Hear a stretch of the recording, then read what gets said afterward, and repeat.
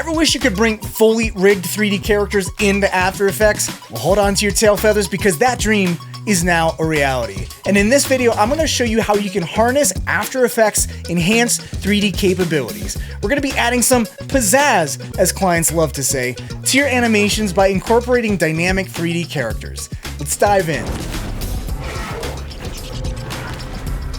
By the way, if you want to follow along with your own little pigeon boy, be sure to download the project files. You'll find a link to that in the description. With the latest release of After Effects 2024, the Adobe 3D team has been consistently powering up After Effects 3D capabilities and making it easy to work with 3D objects inside of After Effects and even 3D rigged and animated characters. All right, so how do we actually get a 3D animated character into After Effects? What are the gotchas? Well, number one is that it has to be joint-based animation. So if you're using Cinema4D, that's using joints and skin deformers. So that's typically your typical character rig. Now, on the other hand, you could go to sites like Sketchfab, and Sketchfab is really great for already modeled and rigged models.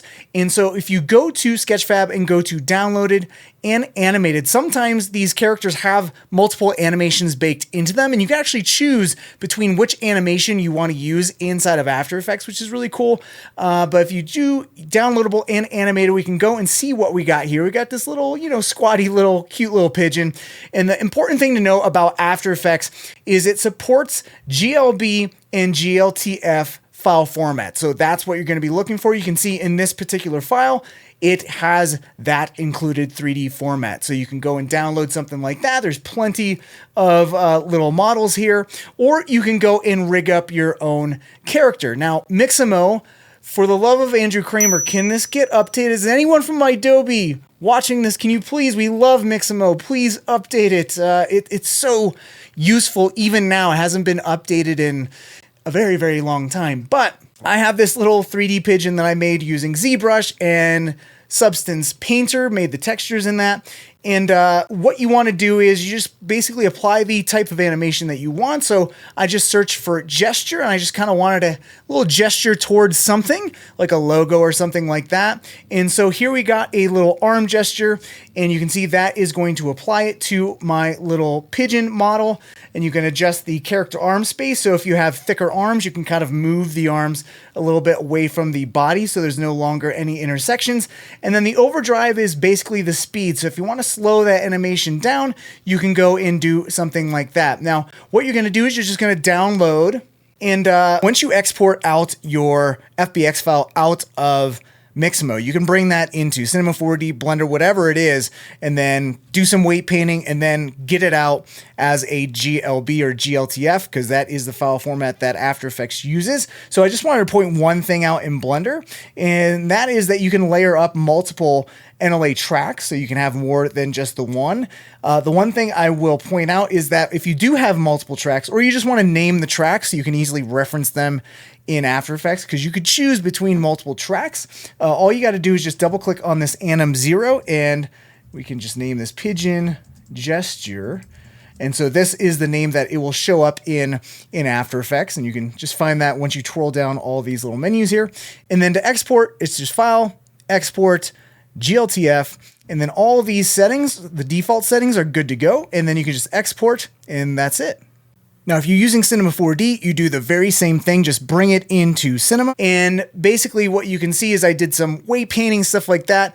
We're not gonna get into weight painting because I don't want to torture you. I don't want this YouTube video to be flagged like that. But you can see that this is nice and fix the weight painting and stuff like that. And this is basically ready to go. Now you can see this animation's baked in. It's all joint based. You can see the skin deformers, all that kind of stuff. The texture here is pretty basic. I just have my substance material, again, that I made in Substance Painter. I got my color channel, diffuse channel. I got my my roughness, normal. So even normals will come over to After Effects, which is pretty nice. And then a little bit of displacement, which we won't necessarily need, but you can see that that's all set up. And then the important thing when you're exporting out any type of animation or rigged animation, you are going to go to export. And again, remember, After Effects only supports this GLTF file format. So we're going to go and click on the gear because there are some things that might not be turned on by default on your end.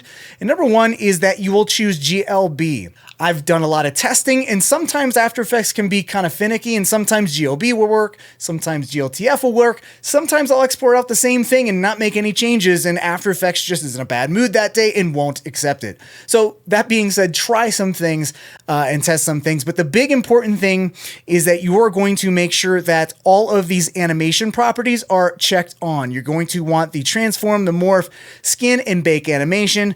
If you have any textures, you're going to want to export that. Now you could go and you can say double the size of the textures here because this is basically going to be baked down into the GLB file. So you can update that if you want. You can even enlarge, all that kind of stuff. And then the cameras, UVs, Flip Z, I just keep this all by default. They should by default all be selected, and this I'm just going to hit OK, and I'm just going to save that out. Okay, so what we can do then at that point is hop over to After Effects and let's go and start a new project here. And I'm just going to go, and I have that little pigeon arm gesture GLB file that I exported out of Cinema4D. And you can see, okay, it imported, didn't give me any errors. So thank you, the After Effects goat god. And we are going to go, and there's our GOB file. We're just going to go and drag this into our composition. Now you can see nothing's happening so far. One thing you might have to do, depending on your scene scale from whatever app you exported the GLB from, is you might need to click this make comp size, and that will go ahead and scale up your object. So there's our model, and this is looking good. We can rename this to just pigeon arm gesture.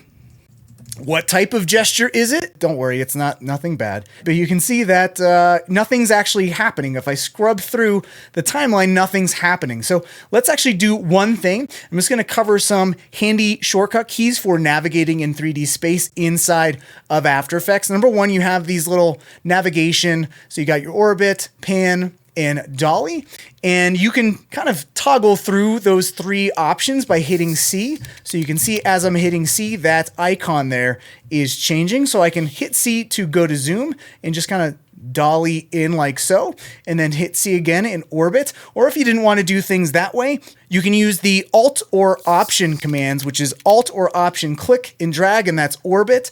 Alt or Option right click is going to dolly in or out, and Alt or Option and middle click is going to pan. So you can do whatever you want to do there. But you can see we have our nice little pigeon looking at us all adorably, and but no animation. So what I'm going to do is activate or choose the animation track that I want to add. And for this, I only have one animation track. Again, you can have multiple animations in a single GLB file and choose between them. But to reveal all the options in this file or this layer here, I'm just going to hit A twice to reveal all the options. And you can see that cast shadows and accept shadows is turned on. You're going to want to make sure those are turned on. And then you can see under animation options, you can choose whatever animation track you want. Now, I only have one animation track in there. You can see it's about 4 seconds and 5 frames long. So I'm just going to go and change that. And you can see something just changed there. I'm going to go and just bring down my timeline, hold shift to just snap there, right click and trim comp to work area. And if I RAM preview here, RAM previews pretty fast. But you can see there is my baked animation, my joint-based rigged animation that got a fully rigged character in here. And one of the cool things is I can go and, if I have this in here and say a client, they never make changes, right? But let's just say they made a change. They're like, actually, can we rotate the character ever so slightly? Well, you don't have to re-render anything out. You're in After Effects, you just rotate the object around. You don't have to make some complex rig to make a 2D character look like a 3D pigeon and create this huge expression soup to fake parallax. No, we got real 3D in here. And so this is looking good. Now, we just have default lighting in here. You can see I have the little gizmos here to move things up or down. But let's add a floor. So we are going to go and grab a new solid, and we'll just call this floor, and we'll click OK. And right now it's just a flat 2D layer. So what we're going to do is we're going to turn this into a 3D layer, and you can see that all of a sudden, okay, we can see our pigeon again, and you can see this 3D gizmo on our layer. So if I go and I just rotate this, hold the shift key down to rotate in increments of 5 degrees, and we can move this down. And you can see that, okay, we have some intersections. So it's nice that these two 3D objects are interacting with each other. Now, when After Effects first implemented this whole 3D setup, you couldn't have those interactions really. You had to kind of like fake things. But this is nice because we have 3D bins, basically. These two 3D objects are in the same kind of 3D scene, so they can interact with each other. Now, we're not seeing any type of shadow or light interaction just yet because we have no lights in our scene. Again, it's just default lighting. So what we can do is go to Layer, New, and let's grab a light. Now, we're going to go and let's grab just a spotlight for now. Let's change the intensity to 100%, and inverse square is going to be good for the fall off. And we can actually check out this note because as of right now, these type of lights actually don't create any shadows. So if I go and click OK to create my light, you can see it's all the way off screen here. Now we can do one of two things. Number one is we can turn on Draft 3D because we can have this kind of adaptive rendering, which renders pretty fast, as you can see. But we can also go and activate this 3D ground plane, and we can extend that border there, so we can see that grid outside of our comp window. And I can hit Command or Control and minus sign to zoom out, and you can see here is our light. And if I want it to just be focused on this pigeon right there, there's the focal point there. If I just want to orbit around from that pivot point, what I'm going to do is just hold the Command or Control key down and click, and you can see I'm orbiting around that pigeon there. Now, again, this is one view that we have here. I can go and orbit this around and pan, and we can go and kind of move this around here as well. Or we can do what we do in normal 3D applications, and that's have multiple 3D views up at the same time. So we can do that by clicking and holding on this menu here, and I can choose two views, and we can choose which view we want by clicking on that view and then choosing the view that we want here. So right now it's the default is the top, and here you can see that on this view is basically your perspective view, which is fine. So what I can do at this point is I can have my top view and my side view active at the same time, or my top view and my perspective view, sorry. And we're just gonna rotate this around, and we can even have this, if I hit V to get my move tool, I can go and move that center or that pivot point is, or where that spotlight is aiming at, and move it wherever I want. So we're searching for this pigeon, and whoop, there it is. And so this is pretty nice, but again, no shadows are being cast. If I go back to my one single view and go out of Draft 3D, so you can see there are no shadows, no contact shadows, nothing. Okay, so how do we change that? Well, there is one type of light that supports shadows at this point in After Effects, and that is the environment light. So we're going to go back up to Layer, New, and choose a new light, and this light is going to be our environment light. And this basically is going to act as a dome light, say in Cinema 4D, or basically just an HDRI light source, okay? So I'm gonna make sure that cast shadows is also turned on here, and I'm going to click OK, and boom, all of a sudden you can see this light source is allowing our 3D object to cast shadows. Now, if I go, and again, if you want to bring up all the light options, we're just gonna select that object, hit A twice real quick, and you can see there is the shadow darkness. We can really make it a lot darker by going over 100% there. We can turn on the cast shadows on or off, and we can actually choose a type of light source as well, because right now this is just a default kind of like a sky. You can see the sun in the eyes of this pigeon here, and if we want to rotate the HDRI image that is being used for that image-based lighting, we can go and hit R, and what we're going to want to do is rotate around the Y-axis, and you can see as that light source, that image-based lighting is rotating around, it's changing the direction in which that shadow is being cast, okay? But of course, we can use whatever type of HDR we want. The only thing that you have to keep in mind is that the HDR file formats are either .hdr or .exr. So if we go I want to show you a nice little resource. So if you go to substance3dadobe.com and you search for the Adobe 3D assets and just search for HDRIs, you can see there's a bunch of HDR images and they come in stages. So these also have like backdrops and stuff like that. And then you can also get an S-bar or an EXR as well. And there's all these types of free types of image-based lighting setups that you can have. So I went and just downloaded a random one that I thought would work good. And so that one is the Kitchen Soft Daylight. And so what I'm going to do is just drag and drop. When you download that HDR from the Substance website, it's going to be in a zip file and there's going to be an EXR file in it. And that's what you're going to be wanting to use here. So there's the EXR file. To use it in our comp here, we're just going to go and drag it into our scene, and we're just going to hide it from the visibility because we don't need to see it in our actual scene. But if we go to our environment light, again, hit A twice, we can go to source, and you can see there is our EXR file. And again, if you have an HDR file, .hdr file in here, that will also show up. And now, once we choose that kitchen file, we are now using this image for the image-based lighting here, for that environment light. So we can adjust the intensity here. Again, we can hit the R key and rotate this around. And you can see that kitchen reflected in the shiny eyeballs of this little Pidgey.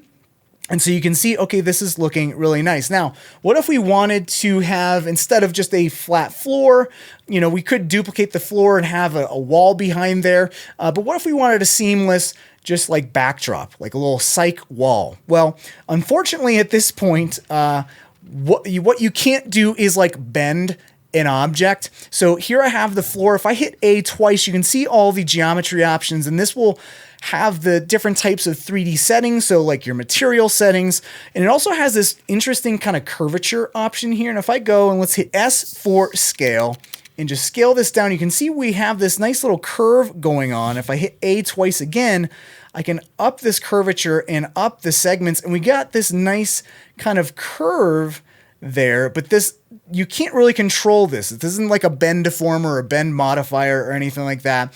Maybe that's coming. I don't know. It's interesting that this functionality is even in here at all. But what I'm going to do is, instead of using a floor or an object inside of After Effects, I'm going to go and just grab a backdrop from Cinema4D. There's also a bunch of different assets on Substance 3D as well, as far as like they got their own backdrops there. But I just want to adjust my own backdrop, put my own color on it. And again, this is just a redshift material too. So this color information will come over, including all the PBR texture information, like your roughness, all that kind of stuff. So again, GLB files and GLTF files are what are supported. So for this backdrop file, the C4D file to work, I can't just import it as a C4D file. I need to go and export this out as GLTF, and I'll do just that. And I already did it already. So I'm just going to go and drag and drop that backdrop into my composition here, and then just drag it right in. And again, I'm going to say make comp size, so it increases the size there a little bit. And then I'm just going to go and hit S for scale and just scale this sucker up and move this down in the Y. And you can see there's our nice little backdrop. And again, I can use these two views and adjust this, maybe move this back, and we can scale this in just the X here to kind of fill up that space, and then click back on that chain link there. And now we can go, and since we have that backdrop there, we can go and maybe just have this spotlight cast back at that backdrop there. And we can just maybe illuminate that little area for a bit, and then hit A twice, increase the intensity. So we got a little bit of backdrop lighting there. Maybe increase the cone angle, and we can just move this back in Z space. So right now we don't have a camera, so let's go and let's actually create a camera. So I'm going to go to Layer, New, Camera, and here you can kind of choose what type of lens you want.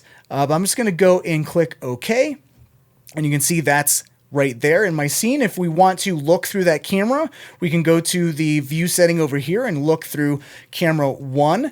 And here is where we can use our shortcuts to kind of, again, frame up our composition here.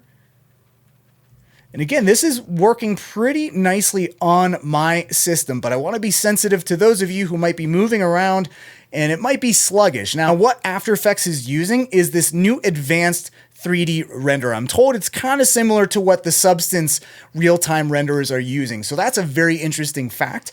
But what you can do is go into the renderer options here and you can kind of adjust the render quality. So just like your adaptive settings that you may use for, say, Redshift if you're using Cinema 4D or Cycles, you can actually adjust that kind of feedback and that quality that's in your viewport to kind of speed things up as you're working around in your viewport. And you can do the same exact thing here as well. So you can adjust the shadow resolution, which shadows are, if you see there's this casting box size, basically shadows are created with this nice little voxel grid. So if I shrink this down, you can see that no shadows are happening because this voxel grid is not big enough to encompass the areas that would actually cast shadows. So what you want to do is make sure this casting box size, where these voxels, these shadow voxels are going to be created, is encompassing the objects that you want to have kind of shadow information be active. So what you could do as a cure-all is just hit this fit to scene, and that will just kind of encompass the entire scene. But if you're just knowing that you're just going to have this pigeon, then you can adjust the casting box center so it's just around it. But I'm going to be adding other objects in the scene, and we got this big cyc wall, so we're going to need shadows to kind of go wide differences. But this render quality, you can crank this up or down to adjust to the type of speed that you want and feedback that you want in your viewport. And again, depending on what kind of system you have. And this is just the shadow resolution and how smooth those shadows may be. So do you want them sharp or smooth? So I'm just going to bring these down to, modest levels there. You can see it's kind of grainy. Let's actually crank this up a little bit more just so this isn't so super grainy. And we'll hit OK. Are you already comfy with 3D, but you'll want to tackle more advanced topics like character rigging and animation? Well, Cinema4D Ascent is for you, and it'll teach you everything you need to start to wow clients with your pizzazzy pro-level 3D skills. Links are in the description. So what I'd like to do at this point is, right now our pigeon's pointing at absolutely nothing. So let's go and let's dive into some more of the cool 3D things you can do in After Effects. And one of those is easily being able to create 3D text. So if I go to my little text object here and just click like I would, you're going to create a 2D text layer, and I'm just going to type in "coo," and I'm using the font Zicklets, which is a super fun bubbly font. And let's just increase the size here. Let's actually select the text there, increase the size, because I'm very proud of the little "coo," because that's what pigeons say all the time. I thought I was really clever. But we're just going to go and adjust this, and you can change the fill, all that kind of stuff. But at the end of the day, we just have a 2D layer until we again click that little 3D option there. You can see if I hit V, again, my move tool, this 2D layer is now 3D, and it's interacting with and intersecting our little pigeon here. So this is actually really cool. So if you just hover and get the XYZ, this is kind of going to move this in just two, in a 3D plane here. So I can move that down like so. I can go to scale and kind of scale that down. And another thing I can do is, again, hit A twice, and you can see all these different options that are available for our text here. So one of those things is the ability to add a bevel. So you can have an angular bevel, you can have a concave or a convex, and I like the convex because it's basically like your rounded kind of bevel. And I'm just going to adjust the extrusion here so you can see, especially if we go to our two views, you can see from that top view what's going on. And one of the cool things is notice how there's contact shadows. Our pigeon is casting shadows on the 3D type. So it's like, this is actually all working together. Before you had to fake shadows and do all these workarounds, but the implementation of the 3D in After Effects has really gotten consistently better over the past few updates. So this is actually like really nice to use. And again, this is pretty responsive here. Like I'm just kind of navigating around, and this is using that adaptive render, and it's looking pretty dang good. Like this is production quality. Like, I feel like before it was like, oh, that's nice, good job After Effects, but this is like, no. Okay, After Effects is ready to play now.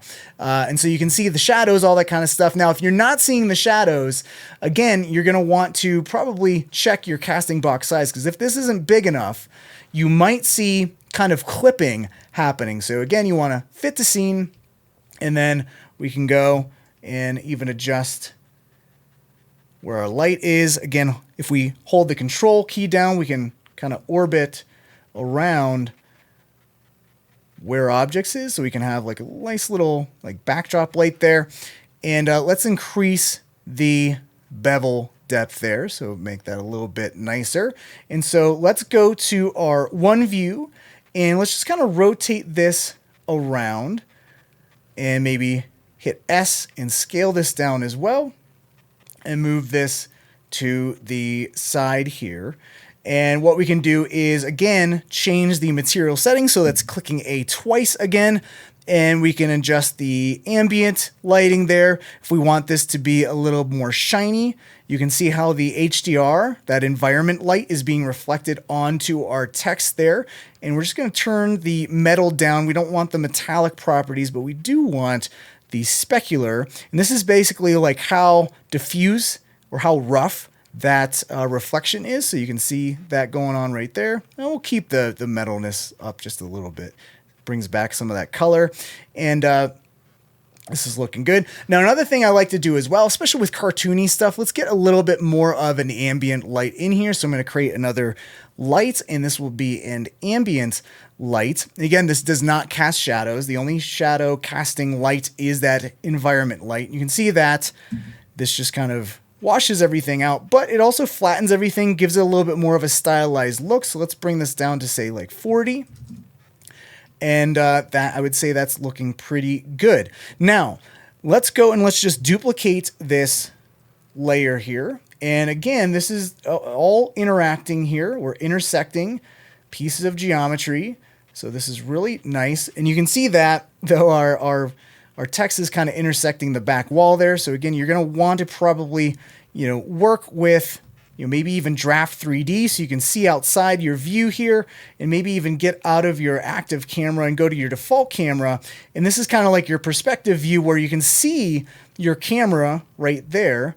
And so now you're just kind of in a view that you can position things to kind of orbit and move around and kind of see what's going on, just like your perspective view in Cinema4D or say a Blender. And so you can see what's going on there.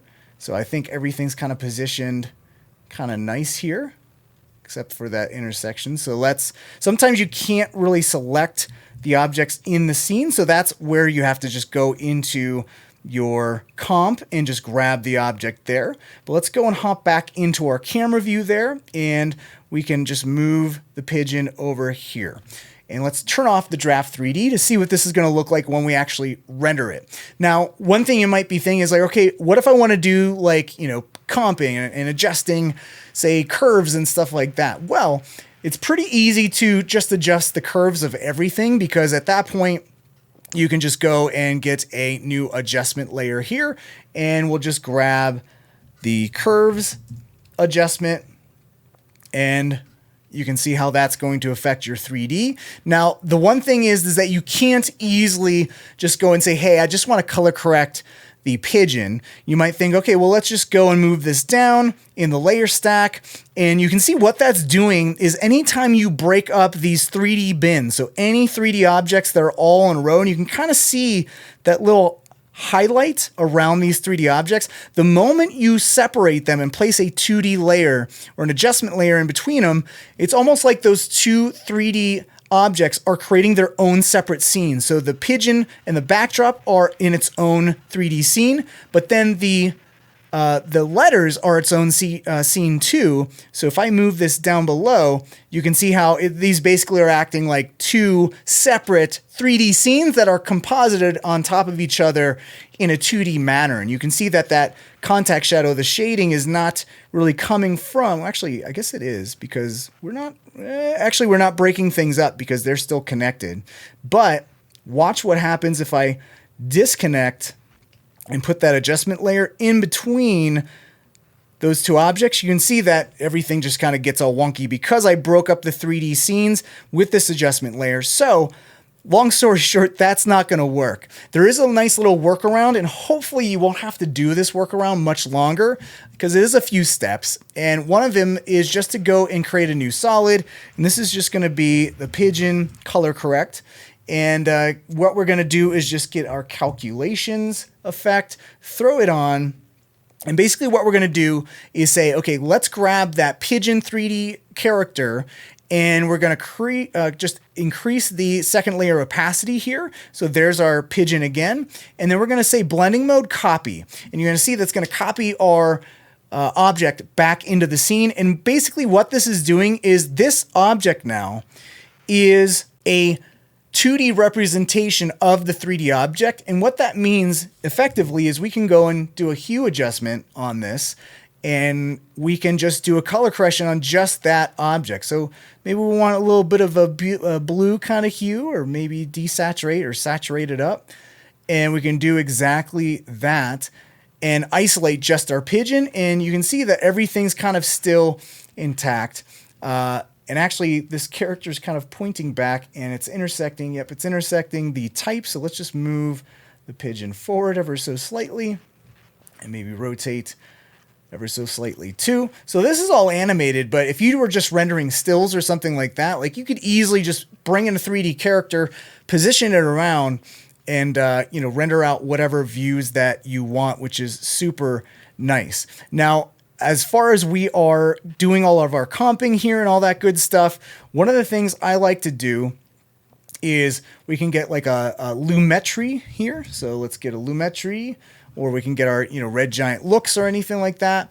And one of the things I like to do here is under the creative, just pick like SL bleach and just maybe bring that down. So that's like giving a nice little vibe there. We can go into all the curves and color wheels and all this type of stuff that we want. We can change the white balance here. So basically whatever color you choose here, it's going to basically remove it, and you're going to get more of the color on the opposite side of the color wheel showing up. So maybe if we want like a pinkish hue, we go and do something like that. And so I'd say that's looking pretty nice. And of course we could do a curves adjustment. One thing I like to do is, even though this is kind of grainy with the low quality render, you're going to up the settings here before you actually render. So I'm just going to go and add a little bit of noise to everything just to give it that, traditional 3D look. And let's not use color noise there.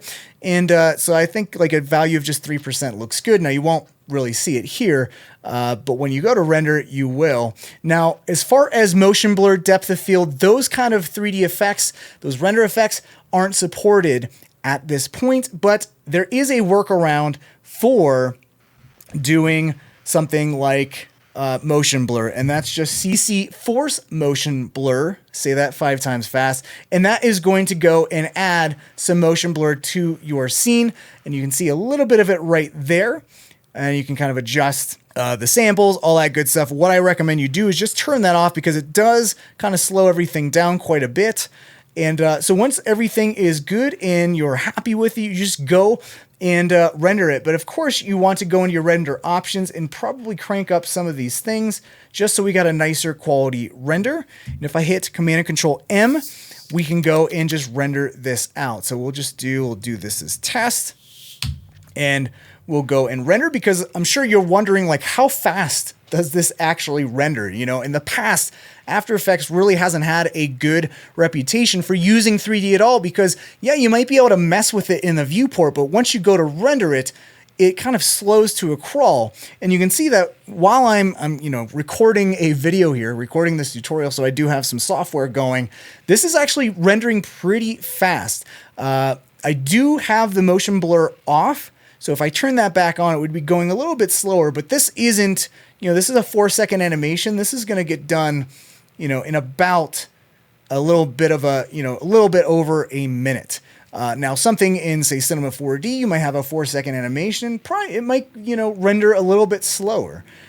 So this is kind of on par with a traditional render application. Now, you're not having the subsurface scattering or ambient occlude, all that kind of stuff is those type of render effects aren't being, utilized here. But if you are a 2D artist and you want to get into the world of 3D and start utilizing 3D in After Effects, in your After Effects compositions, I think this is such a great new feature that you can go and grab, a 3D file from, say, a coworker or a client, or again, go to Sketchfab or, TurboSquid, any of those types of stock websites, and get a rigged character, animated character, and start utilizing it in your After Effects pipeline. Like, you saw how easy it was. There's a few gotchas as far as the project files and stuff like that, but that just rendered and it's looking good. And that took a whole minute and 36 seconds. So a lot of people might poo-poo this type of stuff, but as someone who absolutely falls in love with 3D more and more all the time, I'm super excited for the possibilities of any 2D artist starting to implement 3D in their workflows, especially in After Effects. So if this is your little gateway drug to dive more into the world of 3D, I'm all for it. It's not fully featured yet. We're hoping that After Effects really starts to up its game even more and starts adding more functionality, which I'm sure that's what they're working towards. So this is a really cool first step. Or actually, this is probably like their 10th step into the world of 3D, and we're hoping that we can, get even more. And hey, maybe Mixamo get updated? I don't know. Should I hold my breath? Well, folks, that wraps up our flight into the world of 3D characters in After Effects. I hope you didn't think I was winging it too much. I'm sorry, that joke was just a little bit too foul. This is too much. Now, you might not find jokes very helpful, but if you found this tutorial helpful, why not give this video a thumbs up? And if you want to stay up to date on all things 3D and animation, make sure to subscribe to our channel. We've got plenty more design and animation tips coming your way. Let me know in the comments section what you think about this new feature in After Effects. Will you be using it? And if you've already been experimenting with it, I'd love to hear your thoughts. And a heads up, registration is now open at School of Motion, so fly on over to schoolofmotion.com to check out our interactive online courses. All right, that's enough out of my beak. Thanks so much for watching, and I'll see you in the next one.